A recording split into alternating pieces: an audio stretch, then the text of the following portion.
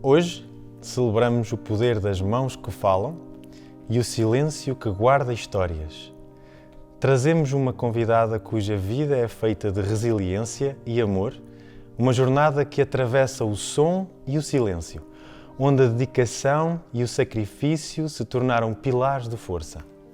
Que as suas palavras e gestos nos inspirem a ver o mundo por uma nova lente. Olá, Helena.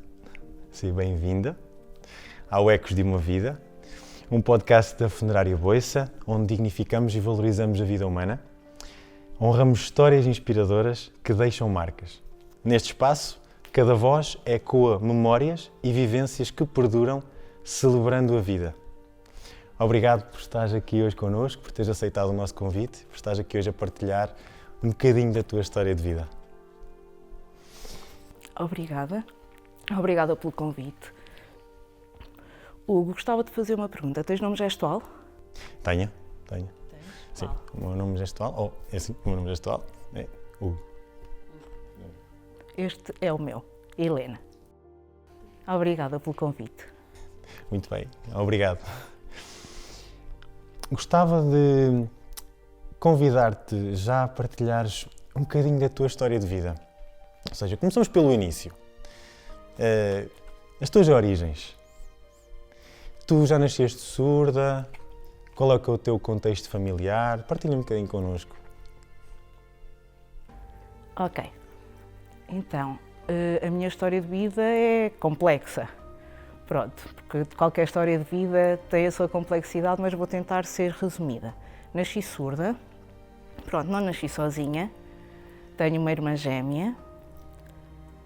E ambas nascemos surdas. Os meus pais também são surdos. O irmão mais velho também é surdo, portanto, a minha família, somos 5 pessoas, todas nós surdas. Durante o meu crescimento, a minha questão familiar, eu sinto que já havia que poderia já haver esta questão da geração em geração. Mas não, acabou por ser uma novidade, mesmo entre nós, família. A minha irmã tem este nome gestual, é Ana, e nós fomos crescendo, e foi um crescimento um bocadinho diferente, mesmo do meu irmão mais velho, porque, por exemplo, o meu irmão mais velho, também surdo profundo, estudou integrado, fez o seu crescimento sempre integrado, eu e a Ana não. O nosso crescimento foi mesmo sempre com ouvintes, portanto, a nossa educação bilingue fez parte do nosso crescimento. Tínhamos a língua gestual e a oralidade. Portanto, automaticamente assumimos 2 línguas e aprendemos estas 2 línguas. Por exemplo, quanto à questão da acessibilidade na escola, se eu senti que me fez falta intérprete, na verdade eu não senti. Pronto, também não tinha grande conhecimento sobre isso, eu tinha os aparelhos, eu conseguia ouvir, a minha irmã também, tal como eu, e sentimos que o nosso caminho estava a ser feito tal como os nossos pares, ia correr bem. Portanto, o nosso processo educativo correu muito bem, pronto, e como eu disse, com o meu irmão mais velho foi completamente diferente. Na minha aldeia tínhamos a escola do primeiro ciclo. O meu irmão mais velho foi colocado nessa escola para fazer do 1º ao 4º ano. E não conseguia, muitas dificuldades de comunicação, não conseguia comunicar com a professora, não estava a conseguir desenvolver-se. E então foi colocada na Casa Pia para uma escola para surdos. E os meus pais até poderiam pensar, pronto, se calhar para mim, para a minha irmã, seria o caminho certo, ir para a mesma escola. Mas não, optaram por nos pôr novamente na escola do primeiro ciclo e nós desenvolvemos-nos, pronto, vamos ver. Foi na expectativa de ver se funcionava e funcionou. Não sentimos propriamente barreiras, obstáculos durante este nosso processo educativo. Por outro lado, a educação foi boa, mas cá dentro, se eu me sentia parte com os meus colegas, se eu sentia alguma barreira, se era excluída ou discriminada, não senti propriamente, pronto, estas coisas. Sentia que eles me aceitavam, mas qual era o problema? É que eu, enquanto surda, conforme fui crescendo, sentia-me que era diferente. A verdade é essa, eu sentia que era diferente de todos os outros. Não é? Os meus colegas eram todos iguais, mas Havia aqui alguma barreira, ou se alguém falasse e virasse a cara eu não entendia, se tivesse toda a gente a falar ao mesmo tempo, ouvintes, claro, eu não conseguia acompanhar e apanhar a informação. Pronto, e nessa altura tive uma crise de identidade. Acho mesmo que o tive. Foi difícil. Para mim foi muito difícil nessa altura. Pronto, entretanto concluí o ensino secundário, entrei na universidade. Pronto, eu não sei se é preciso eu contar isto tudo, mas pronto, entrei na universidade e esta minha identidade enquanto pessoa surda não estava bem definida. Entretanto, pensei em medicina veterinária no Porto e, entretanto, tive que interromper aqui a universidade nessa altura e voltar à casa dos meus pais. E esse caminho sinto que foi interrompido, mas deu-me o quê?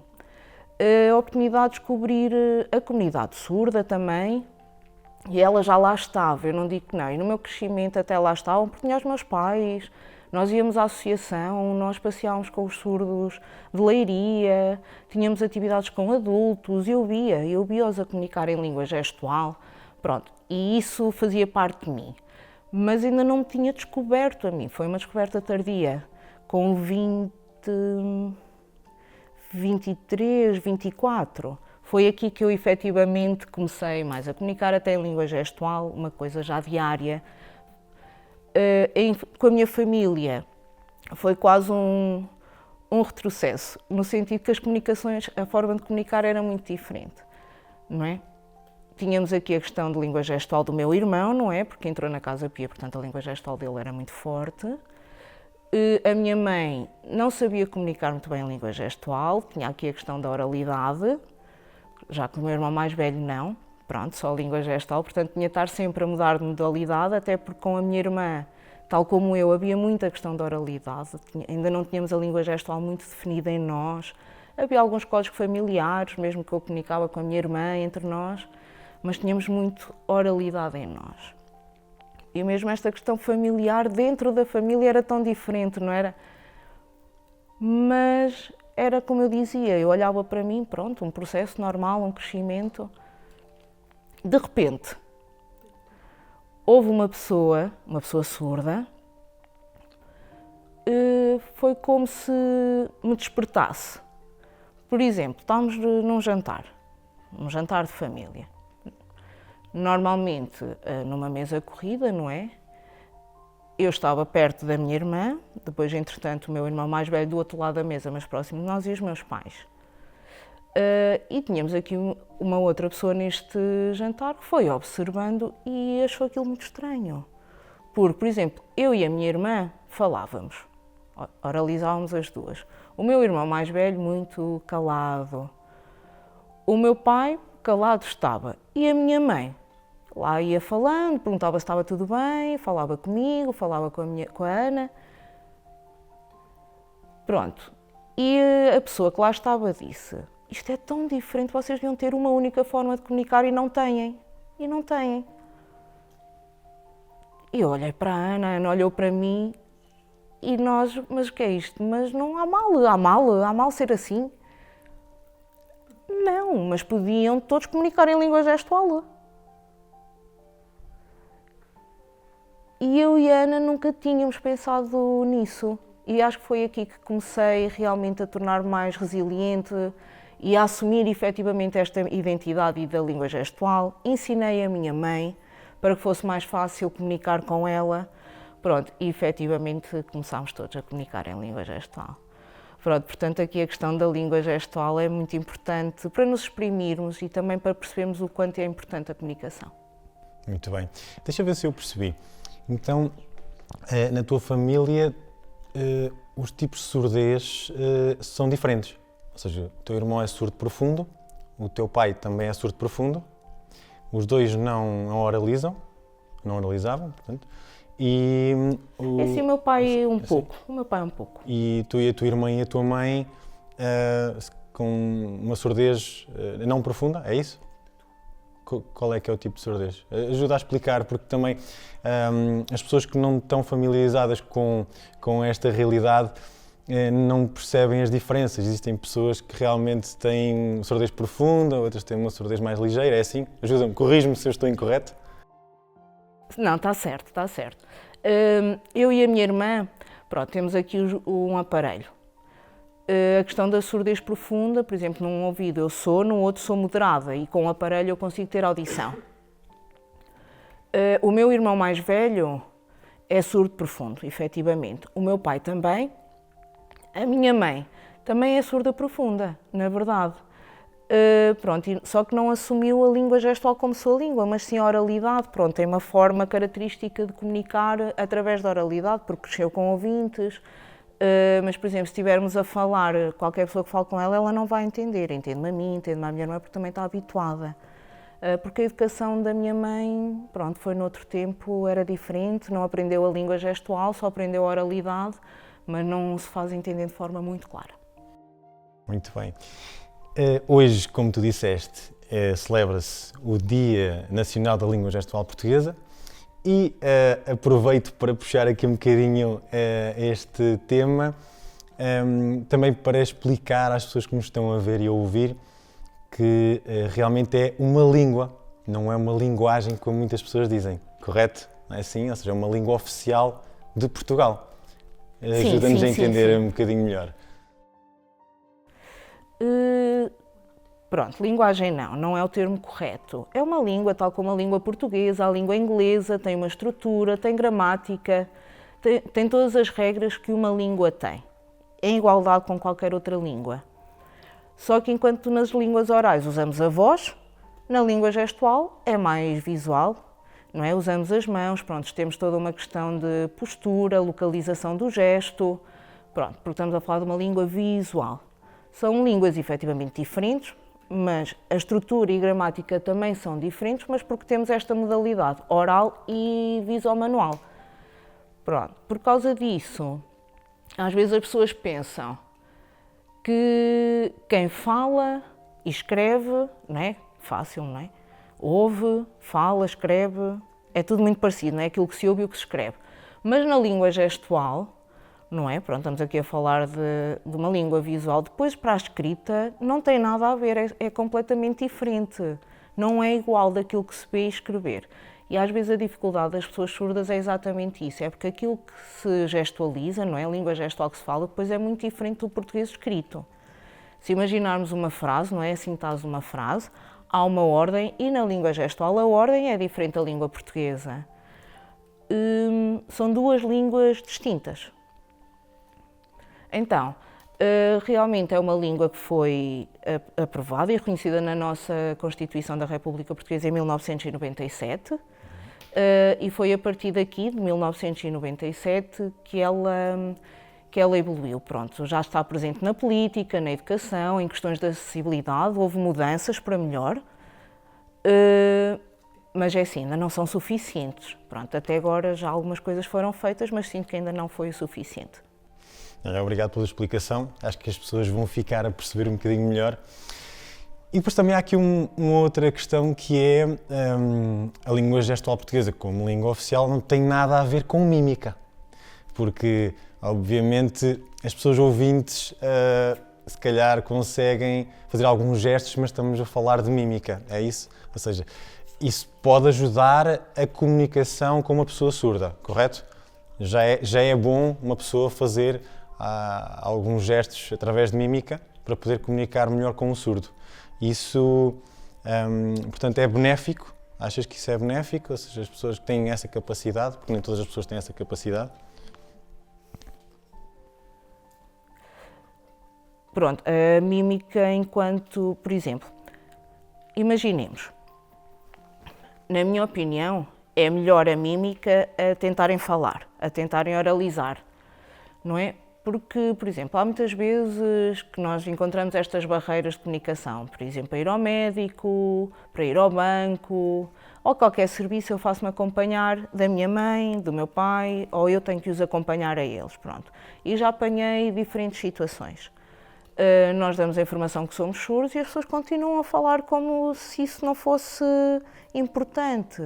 Não há esta questão de ser surdo, que nós não conseguimos entender esta parte da oralidade, ou então pedimos, olha, podem escrever, e há sempre uma expressão de não apetece, de não querer fazer. Portanto, a mímica efetivamente pode ajudar, não é? Nestas questões do apontar, por exemplo, ou se quiser ver alguma coisa, eu posso apontar, e aqui usar a mímica. Só que a mímica não é uma língua, não é uma língua, temos de ter essa noção, não é?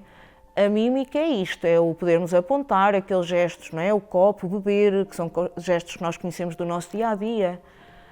Mas, por exemplo, para explicar uma palavra mais complexa, por exemplo, para uma criança, não é? Posso fazer este gesto, alguém pequeno, mas a pessoa se calhar vai ficar a olhar, pronto, mas será uma característica das crianças, são pessoas pequenas, mas não serve para comunicar a 100%, não é? Portanto, para comunicarmos realmente de forma plena e clara, tem que ser com língua gestual e aprendermos. E aqui falo também dos serviços, o ir a um hospital e poder fazê-lo, ir a um banco. Eu não posso ir a um banco e comunicar com mímica, não é? Como é que eu vou fazer? Exatamente, ou seja, o que estás a dizer é, para assuntos complexos, realmente é necessário haver uma comunicação na língua oficial, na vossa língua oficial. Até porque, voltando um bocadinho atrás, a vossa língua oficial, a língua oficial da pessoa surda, é a língua gestual portuguesa.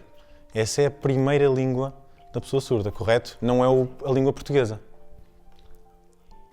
Essa é uma outra questão que as pessoas também não têm noção. Ou seja, a língua portuguesa é a vossa segunda língua, correto?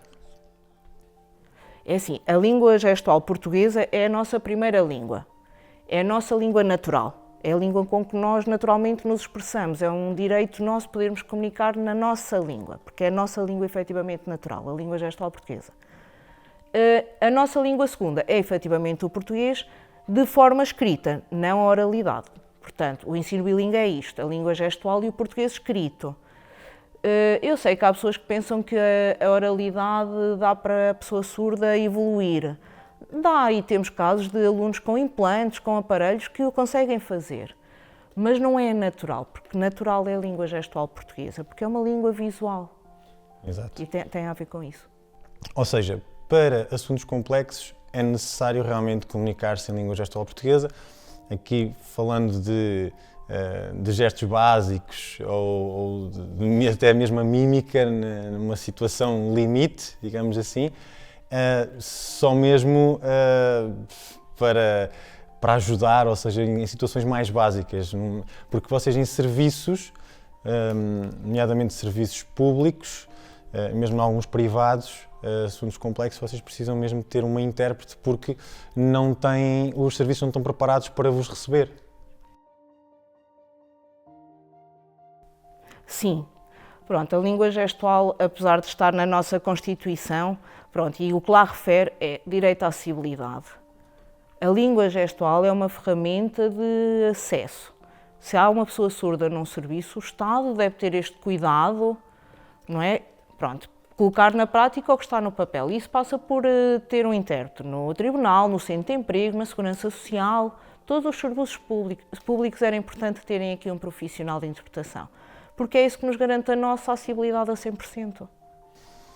E como é que funciona? Nos serviços públicos, o Estado é responsável por providenciar um intérprete, e nos serviços privados é a vossa responsabilidade? Vocês é que têm que contratar um intérprete para vos acompanhar? É assim que funciona? Infelizmente é. Nos serviços privados, é assim, há muito para fazer, é verdade. Pronto, normalmente no privado somos nós que pagamos do nosso próprio bolso. Para ir a um banco, por exemplo? Pronto, não há intérprete no serviço, não é? A não ser que eu pague para ter o serviço, pronto, para vir comigo ao banco. Mas a maioria dos surdos não acredito que faça isto, sou sincera. Pronto, podem tentar fazer o serviço pelo Serviin, que permite fazer o serviço à distância e tem vários parceiros, mas normalmente há esta barreira da comunicação e a maior parte dos surdos paga sim do seu bolso este serviço. Okay, mas no serviço... Mas desculpa interromper, mas é assim, a maioria das famílias acompanha, pronto, porque já conhecem bem, pronto, pela mímica, por se conhecerem, por norma algum familiar que pode acompanhar ou ir ao médico ou ao banco, ou noutra situação que seja necessária, normalmente é a família que se faz acompanhar. Ok. Mas o serviço público então funciona bem? O Estado normalmente providencia o intérprete quando é necessário? Não é o suficiente. Por exemplo, o SNS 24, não é? Começámos com o serviço à distância, disponível 24 horas. Pronto, começaram a haver problemas, não era possível fazer a videochamada, ou não havia o intérprete lá presente, começaram a surgir muitas barreiras. Um surdo precisava de ir para o hospital, ligava para o SNS, não conseguia, não estava disponível, o que é que a pessoa surda fazia? Não é? Algum serviço que funciona 100%? Não há. A questão do tribunal judicial, pronto, aqui há o intérprete, sim, mas há só no processo judicial em tribunal. Mas tudo que vem antes com as reuniões com o advogado tem que ser pago por nós. O profissional tem que ser pago por nós. Só quando o processo chega ao tribunal é que o intérprete é garantido. E até lá, as reuniões. Segurança Social também podem pedir intérprete, mas falta muita informação, falta esclarecimentos e falta realmente que os serviços efetivamente tenham este profissional. Sendo que a Segurança Social também o tem, como eu estava a dizer, tem uma plataforma em que é possível pedir uma marcação com o serviço de intérprete, ficam lá os nossos dados, nós pedimos uma hora e um dia e depois recebemos uma mensagem a confirmar. Mas tem que ser marcado online. Se eu chegar à Segurança Social hoje e quiser ir à Segurança Social, não terei lá nenhum intérprete, tem que ser sempre por marcação, sendo de emprego a mesma situação. E ainda nessa linha, quais foram os maiores desafios que sentiste em termos de integração na sociedade ao longo da tua vida? A comunicação. A comunicação, compreensão. Às vezes eu acho que a comunicação é um desafio muito grande, mas eu, enquanto Helena e com a minha família, os meus pais, por exemplo, nós temos esta barreira, nós sentimos, daí fazermos acompanhar uns dos outros e, quando é possível, do intérprete. Mas há 10 anos atrás, mais ou menos, ou 15 anos, 10, 15 anos, não me lembro bem, esta barreira era enorme. Claro que, entretanto, o número de intérpretes também cresceu, as acessibilidades também melhorou, temos menos barreiras com que lidar, mas agora se eu sinto que o que está feito é suficiente, não sinto. A área da saúde, por exemplo, tanta coisa que há para fazer, prejudica-nos tanto. No SNS 24, não é? Com a questão da videochamada, pronto, temos alguns problemas, não conseguimos fazer a ligação. Com alguns médicos não conseguimos comunicar, tem que vir a família. Quase que a família tem esta obrigação, mas depois também fica a saber dos meus assuntos, não é? Da minha vida pessoal. E se calhar coisas que eu não teria interesse em expor. Mas enquanto pessoa surda acabo por ter que aceitar, e isto também serve para os meus pais, não é? Quando são eles a contar. E a minha perspectiva, não é? Enquanto alguém que está ali a traduzi-los. Pronto, isto para a pessoa surda é complicado, não é? Porque nós temos, quem fala nos médicos, fala nos psicólogos, psiquiatras, por exemplo, diagnósticos. Quantas vezes nós não sabemos se a informação está correta ou não por esta dificuldade? E isto é o maior desafio. Pronto, e prende-se muito realmente com os serviços, com a área da saúde, é uma área, é fundamental para todos nós, portanto. Eu nunca tinha refletido, agora ao ouvir-te, que eu tinha refletido sobre essa questão da privacidade. Ou seja, muitas vezes, para tratarem de algumas questões mais reservadas, é necessário estarem expostos a uma terceira pessoa. Como, por exemplo, estava a imaginar uma situação de uma consulta de psicologia, por exemplo. Ou seja, é necessário estar ali a partilhar coisas íntimas e tem que haver uma terceira pessoa que vai estar a par da situação. Portanto, é um profissional e também cumpre o sigilo profissional, certamente, mas realmente nunca, e se não for um profissional, se for um familiar, não é aquilo que estavas a dizer, realmente nunca tinha refletido sobre isso, é um assunto sensível e dá que pensar. Pronto, olha, eu vou-te contar uma história muito curta e tem a ver com a questão da saúde mental. É assim, eu vivi de perto, porque o meu pai tem esquizofrenia, sofre de esquizofrenia. Pronto, eu lembro perfeitamente, não havia intérpretes na altura, pronto, coube-me a mim ir com ele ao médico, ao psiquiatra, o meu pai, a minha mãe, às vezes não era eu, era a minha irmã Ana, depende. Mas lembro perfeitamente irmos os três para o consultório e eu estava a falar da minha perspectiva, a contar da minha perspectiva. E o meu pai, pronto, estava a fazer língua gestual, mas muito pouco, estava a pôr muito pouco cá para fora, muito calado, ele também é um pouco assim. E eu expus o que era a minha forma de ver. E lembro-me nessa altura, dar por mim a pensar, pronto, eu estou a dar a minha perspectiva, então onde é que está a perspectiva do meu pai? Que era a pessoa que interessava, não é? E eu também tinha curiosidade em saber o que é que ele pensa, o que é que ele sentia. Era importante ele conseguir partilhar e eu não estava a conseguir fazê-lo. E eu era muito nova, devia ter 13, 14 anos, eu comecei muito cedo a acompanhá-los. E lembro-me de estar a pensar que o médico não estava a explicar os pormenores todos da doença. Pronto, temos a medicação, tem que tomar esta, durante quantos dias, uma vez por dia, de manhã, à noite, à tarde. Pronto, um comprimido, metade, pronto. A questão da medicação, mas relativamente à doença dele, não havia informação sobre a doença dele, nada estava a ser transmitido. E eu, pronto, ok, a medicação é esta e nós fomos embora. Pronto, para fazer o quê? E eu dei por mim a pensar, eu não tenho informação. Pronto, então abri a bula da medicação para ir ler e então falava desta questão da esquizofrenia. Dei por mim a pensar, o que é isto? Pronto, lá fui eu para o dicionário, fui para a internet, se calhar na altura não tinha computador. Fui para o dicionário, pronto, percebi que era uma doença mental, que tinha a ver com o facto de poderem imaginar coisas que não eram reais. Pronto, tinha ali uma série de características e eu conseguia encontrá-las no meu pai. Mas então tem que ser eu a procurar esta informação? Senti que os médicos, os próprios psiquiatras, não é? E mesmo nesta altura, não é? Eu sinto muitas vezes que as pessoas não têm a informação toda sobre a doença, mesmo agora no meu trabalho. Eu sinto que, normalmente o que me têm a dizer é, não, o médico me disse-me para tomar isto. Então, e o que é que vem de trás? Como é que isto surgiu? E com os surdos, nós também temos direito a essa informação, não é? Porque só assim é que vamos saber tudo. Portanto, e é só um exemplo. Eu estou a ouvir a tua história e tu conheces mais ou menos o meu contexto familiar, sabes que o meu irmão é surdo, profundo, não é? E é uma realidade diferente da tua, porque tu tens uma família de surdos, não é? São todos surdos, e o meu irmão nasce de uma família de ouvintes, portanto é o único surdo. Portanto, outros desafios de comunicação e acabo por partilhar também esta questão para que também as pessoas que estão a ouvir-nos possam perceber que existem diferentes realidades.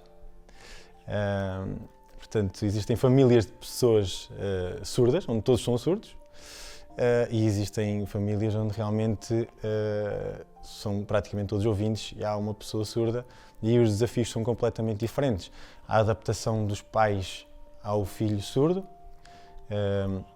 que foi muito difícil com os meus pais, e comigo não, porque eu sou o irmão mais novo, portanto eu cresci nessa realidade, não é? Porque aprendi língua gestual portuguesa, não sou propriamente fluente na língua, portanto, mas tenho um nível básico, mas para os meus pais foi sempre um desafio. Depois estava a imaginar quando falaste de estarem à refeição, e o nosso maior desafio era sempre, o meu irmão estava sempre muito à parte, porque nós falamos e não conseguimos falar e falar em língua gestual ao mesmo tempo. Temos esta limitação. Então, houve vários momentos na nossa vida em que realmente foi marcante sentirmos que ele estava muito à parte, porque não estava à par das nossas conversas, não partilhava, não vivia da mesma forma a realidade.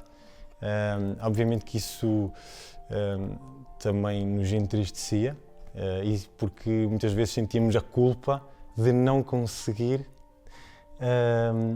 comunicar com ele como ele merecia. Então, aqui duas realidades diferentes, para darmos a conhecer também, não é? Sim, e é realmente muito diferente. Porque realmente quando a pessoa surda nasce, 90% das pessoas surdas que nascem em famílias ouvintes. Pronto. Pais surdos com filhos surdos é muito pouco, é raro. E efetivamente faz diferença, não é? O ambiente de crescer, eu não tive isso, eu não tive o ficar isolada, o de não fazer parte das questões familiares, porque nós comunicávamos. Mas agora, imaginar-te o que tu estavas a sentir, não é? Agora, se vocês são 4, não é? Imaginem que estes 3 eram surdos e que tu eras o único ouvinte. Não é? Como é que te irias sentir? Isolado, certamente, sozinho, a não conseguir, a querer alguma coisa. Pronto, ok. Mas sei lá, por exemplo, imagina. Olha, estão a falar de quê? Espera um bocadinho que eu já te explico. Espera um bocadinho que eu já te explico. E a conversa prolonga-se, e certamente isto acontece muitas vezes, não é? Pronto, entretanto já passou e nada foi dito. E a conversa aconteceu. Entretanto, continuam todos a falar e nós, enquanto surdos, olha, estão a falar de quê? Olha, estão a falar de um acidente de carro. Uma coisa muito curta, enquanto eles se fartaram de falar e a expressão, o carro bateu, ficou todo amolgado. Pronto, e cortou a autoestrada. Pronto, os pormenores que as pessoas falam. Mas depois, quando chega a pessoa surda, olha, foi um acidente. Ok, pronto. É tudo tão resumido. Isto é acessibilidade a 100% não é. Eu não estou a receber informação direta, tal e qual como é, não é? Porque quando me dizem a mim, depois já vai uma coisa muito curta, não é? Pronto, quem nos está a dizer a nós já está a controlar a informação que nos chega. Não, e nós temos que crescer a saber de tudo, não é? Tal como os ouvintes ouvem tudo, e não podemos estar sempre a receber de forma indireta esta informação, não é? Tem que ser direto, ver as coisas, saber as coisas, até para crescermos na nossa vida, evoluirmos, até evoluirmos na nossa forma de pensar.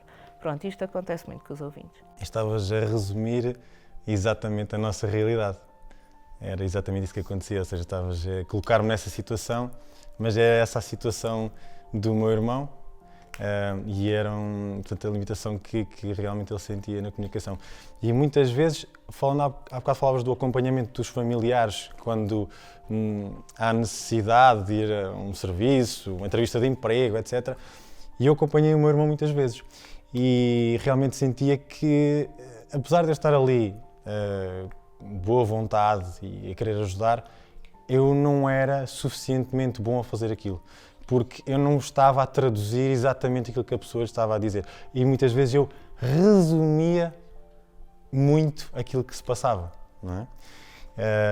E colocando-me no lugar da pessoa surda, realmente sentiria e sinto esta falta de que as coisas sejam à minha medida, não é? E que sejam mais completas, que eu tenha aquilo que eu realmente mereço, a comunicação que eu mereço, que eu possa percepcionar a realidade exatamente como ela é e não pela lente de uma outra pessoa, que era aquilo que estavas a contar quando falaste do acompanhamento do teu pai, da doença dele.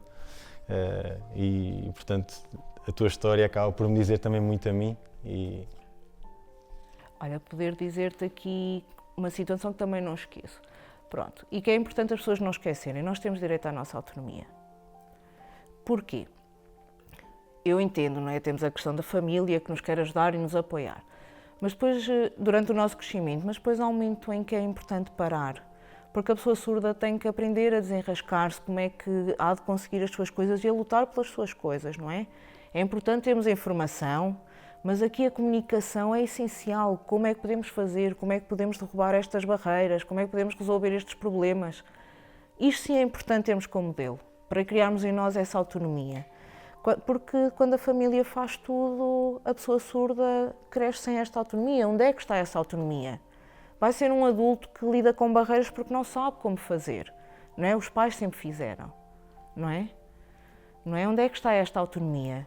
Portanto, é muito importante, desculpa, era importante dizer isto, porque eu acho que a comunicação dá esta autonomia, permite-nos desenvolver a nossa forma de pensar, o nosso pensamento e raciocínio, permite-nos aprender a resolver problemas.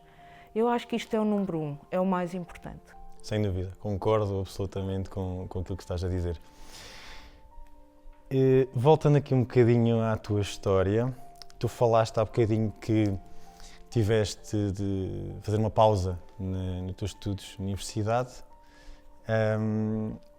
mas tinhas o sonho, penso eu, de te licenciares e acabaste por conseguir, não é? E hoje és psicóloga. É uma história queres complexa. contar um bocadinho aqui, então, desde a paragem até ao período em que tu retomaste, como é que foi esse período? Ok. Realmente, quando interrompi, pronto, até por uma questão de fazer sentido, o meu sonho sempre foi ser médica veterinária. Era o meu sonho. Nunca tinha pensado na psicologia. Nunca foi a minha primeira opção sequer. A primeira vez que eu contactei com a psicologia foi numa disciplina, 12º ano, e gostei imenso de ter a disciplina e perceber. Pronto, mas não pensei depois seguir para emprego nessa área. Era realmente médica veterinária. Fiz o concurso e entrei no Porto, no IPBAS. Entrei aí e nessa altura, um pouco antes de entrar, eu fui ao Porto e ao conversar com os meus pais, eu disse que ia para a universidade, para o Porto, ia começar então a estudar medicina veterinária e os meus pais disseram, não tenho dinheiro, nós não temos dinheiro, como é que nós vamos apoiar? E olha, mas eu vou na mesma, porque só pensava no meu sonho, é isto que eu quero para mim e tenho que conseguir. Eu tinha mesmo que conseguir, não há forma de ser diferente. Eu tinha que conseguir, pronto. Então disse-vos que ia na mesma. Depois de lá estar, foi um desafio, não é? Estava sozinho, não tinha o meu seio familiar comigo, tinha que me organizar. Na altura tinha o abono e fiquei à espera da bolsa, de saber se tinha direito a ela ou não. Bom, foi difícil, foi um esforço muito grande. Entretanto, tive direito à bolsa, mas qual não foi a minha surpresa, não daria para eu avançar, não é? Porque os meus pais não me conseguiriam ajudar, eu sozinha. Foi uma altura difícil, ainda pensei em ir trabalhar, mas na altura eu também não era uma pessoa muito segura de mim ainda. Eu tinha o meu sonho, queria lutar por ele, mas não era uma pessoa confiante com esta segurança. E nessa altura, pronto, tive uma conversa com a minha irmã, ela estava a estudar, pronto. A Ana estava ainda no secundário, não é? Eu entrei primeiro, tinha acabado de entrar e eu disse, olha, não há condição financeira, os meus pais também sabiam, era difícil para as duas estarmos a estudar depois ao mesmo tempo. Pronto, e então pensei, tomei a decisão de sair. E a Ana até disse, pronto, eu desisto, se tu desistes eu também desisto. E eu, pronto, tomei a decisão para mim de eu interromper. E foi a tal questão que eu vos disse de interromper o meu caminho. Pronto, entretanto, também estava desempregada, consegui começar a trabalhar, mas o sonho mantia-se. Eu queria ir para a universidade, eu queria voltar a estudar, eu tinha isto. E então tentei trabalhar e estudar ao mesmo tempo, em Coimbra. Na Faculdade de Medicina Veterinária era muito cara, era privada. Pronto, mais uma vez, tinha que desistir do meu sonho. Mas lembrei-me, tinha ali a questão da psicologia, pronto. Porquê?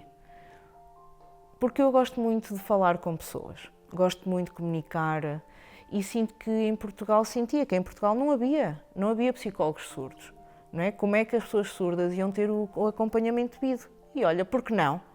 Porque não? Então entrei, pronto, eu mantive lá o meu sonho de ser médica veterinária, mas com as interrupções que foram acontecendo, não é? As pausas, digamos assim, e à segunda pausa então realmente tomei esta decisão. Só que na altura em que fiz estas interrupções, a dúvida de continuo, não continuo, desisto, estava muito presente em mim.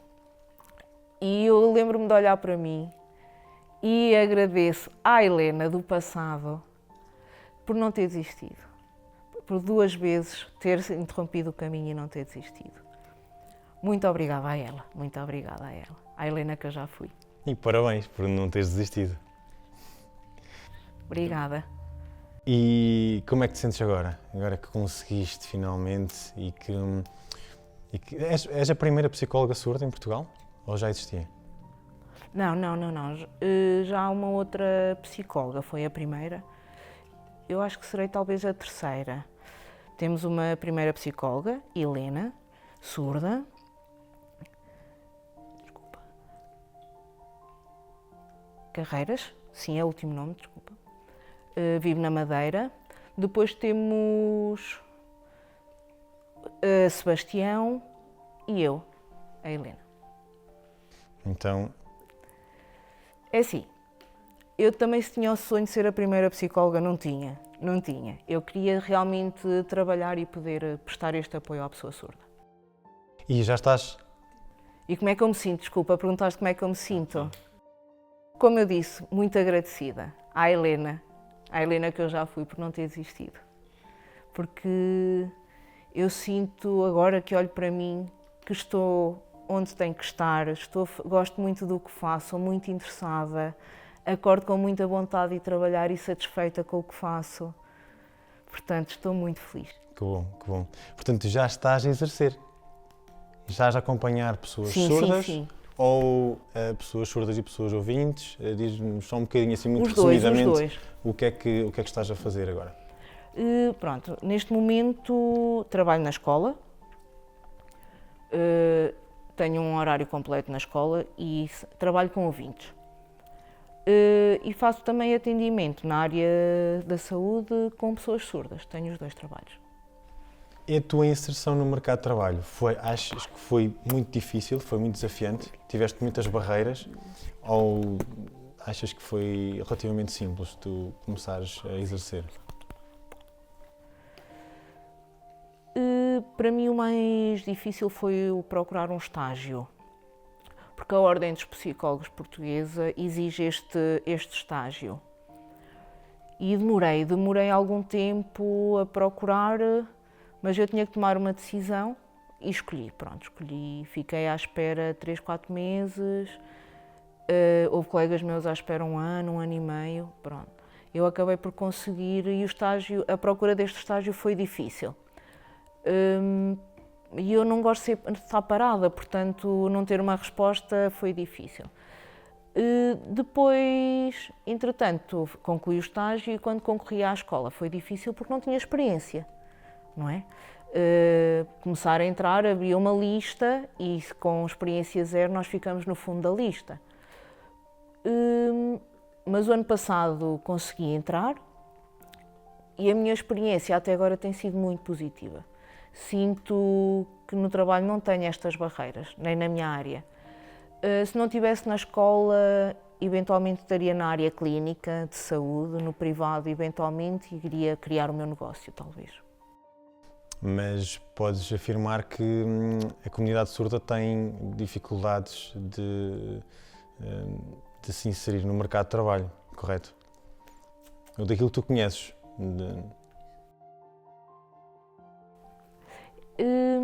É assim, depende muito, a dificuldade depende muito do trabalho e do facto de realmente a pessoa ser surda. Porque há pessoas surdas que sem oralidade é talvez o maior problema, porque a sociedade não está adaptada a esta dificuldade, não é? Se a pessoa surda oraliza, fácil, pronto, conseguimos comunicar. Agora, quando a oralidade aqui as barreiras duplicam. Pronto, porque temos aqui a questão do ambiente de trabalho, que não existe, não é? Se não há comunicação, se ninguém comunica, a não ser que numa formação até possam, se tiver a sorte de trazer um intérprete, pode comunicar ali um pouco, mas a comunicação será diária em mímica, não é? Com os colegas, não será uma comunicação a 100%. A integração no mercado do trabalho é difícil, é difícil, não posso dizer que não. Às vezes termina-se uma licenciatura, está tudo pronto e é preciso ingressar no mercado de trabalho e é um processo difícil. Muitas vezes optam por uma área completamente distinta daquelas que se formaram. Achas que pode ser feito um trabalho de sensibilização junto das empresas para que para que eles possam realmente ver a utilidade, porque muitas vezes, por causa da barreira comunicativa, como estavas a dizer, dá a sensação, e eu falo aqui por experiência própria, não é? Portanto, uma altura que o meu irmão precisou de procurar emprego e teve muita dificuldade, parecia que era um inútil. Ou seja, eu ia com ele em entrevistas de emprego e a sensação era que realmente ele não servia para fazer quase nada. Simplesmente porque não comunicava como uma pessoa ouvinte. E isso não é verdade. Portanto, são pessoas com muitas valências e, portanto, achas que um trabalho de sensibilização junto das empresas poderia ajudar? Pronto, efetivamente a pessoa surda não é alguém inútil que não consegue fazer nada. Consegue sim. A única diferença que estamos aqui a falar é uma questão de comunicação. É a única diferença. Porque a pessoa surda chega e realmente, não dá, porque por causa da comunicação, sim. Mas é aqui que entra a questão da acessibilidade. Pode haver formação, uma formação de 1 semana, 2 semanas, para aprenderem algumas coisas. Pronto. E aí ter até a presença do intérprete para ajudar a pessoa surda a compreender aquilo que tem para fazer. Mesmo a equipa, os chefes, os patrões, podem aprender. E isto passa por adaptar o ambiente também às questões da pessoa surda. Por exemplo, há trabalhos em fábricas com máquinas, alguns ouvintes, não é? Nós precisamos aqui da questão da audição, porque há alarmes, então porque é que em vez de ser sonoro não é luminoso? Assim a pessoa surda também já pode fazer esses trabalhos, já pode ajudar, por exemplo. São pequenas adaptações ao espaço. Mas sim, é importante sensibilizar, mas também é importante que possam, numa fase inicial, até ter aqui o intérprete, dar-se formação para que depois se possa fazer o dia-a-dia, não é? Não é um colega ouvinte que vai fazendo a mímica para tentar perceber e o surdo copia aquilo que é para ser feito. Não. É importante explicar regras de segurança. Esta informação tem que ser passada dentro dos serviços. Isto é muito importante. Sim, o que podemos, se calhar, passar hoje, um bocadinho a jeito de conclusão, para as empresas, se calhar, é que realmente, às vezes, basta pequenas adaptações e é possível integrar relativamente fácil uma pessoa surda na empresa, não é? E às vezes é mais o medo, o receio de que dá muito trabalho, de que vai ser muito complexo, vai ter que fazer muitas adaptações, vai ser muito dispendioso e na prática se calhar não é nada assim, são só medos, não é? Portanto, esta se calhar é a mensagem que nós unimos aqui os dois hoje, não é? Para passar esta mensagem.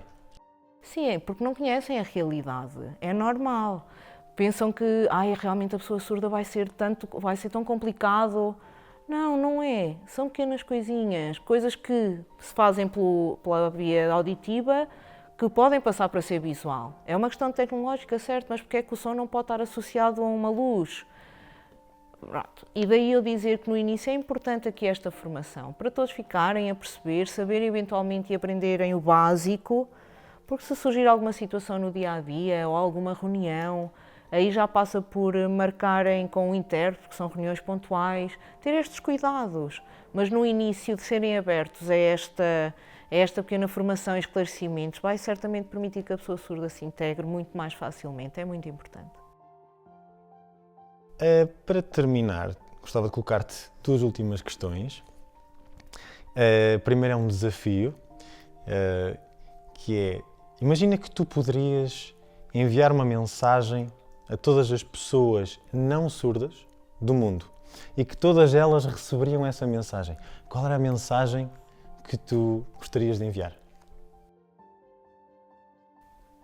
É uma pergunta difícil. Estou a pensar.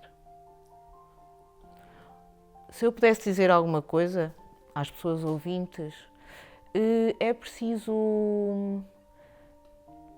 Precisamos de desligar um bocadinho só desta parte do ouvido, da audição. Todos nós temos a nossa visão, temos as nossas mãos. É importante sermos sensíveis e abertos à questão. É preciso termos um coração aberto também. temos que ser um pouco mais gentis, acima de tudo, temos que ser um bocadinho mais gentis, não é? Quando alguém chega ao pé de nós não conhecemos, pode ser surdo, pode ser ouvinte, pode ter qualquer uma outra questão, não é só para as pessoas surdas, qualquer pessoa. Implica que nós estejamos esta mente aberta, o coração aberto. Isto é o mais importante, na verdade, não é? Recebermos bem quem vem ter connosco, acho que é isso. E para terminar, como é que tu gostarias de ser lembrada?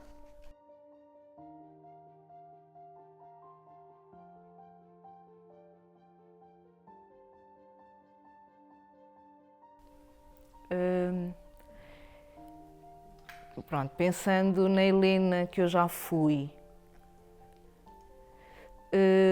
eu acho que gostava que pensassem em mim como a Helena que não desiste, a Helena que é lutadora, que não desiste. Pode parar um bocadinho, mas a Helena volta com força, que não é uma pessoa que desiste efetivamente. Sou muito lutadora, que procuro conseguir aquilo que eu quero para mim e espero poder ser uma inspiração, um modelo para as pessoas surdas, ouvintes. É isso. Helena, muito obrigado por ter estado aqui a partilhar a tua linda história de vida. Esperamos ter sensibilizado as pessoas, ouvintes principalmente, para esta realidade das pessoas surdas, para os seus desafios e para o facto de serem pessoas, tal como as pessoas ouvintes, que têm muitas valências, têm muitas capacidades e têm muito para dar a este mundo, têm muito para contribuir e simplesmente temos que estar preparados para acolher e integrar na nossa sociedade. Por isso, muito obrigado e nós preparámos aqui só um miminho para ti, para te agradecer o facto de teres vindo até aqui. O Diogo vai trazer obrigada. Muito obrigada. Presente e um pequeno cartão com algumas palavras da nossa equipa.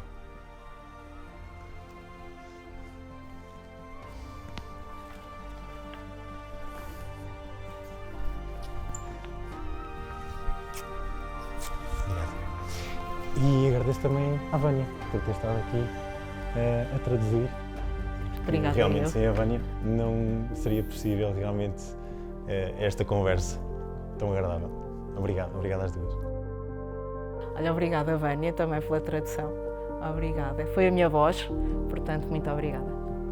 E obrigada. Funerário Boiça, a dignificar a vida humana.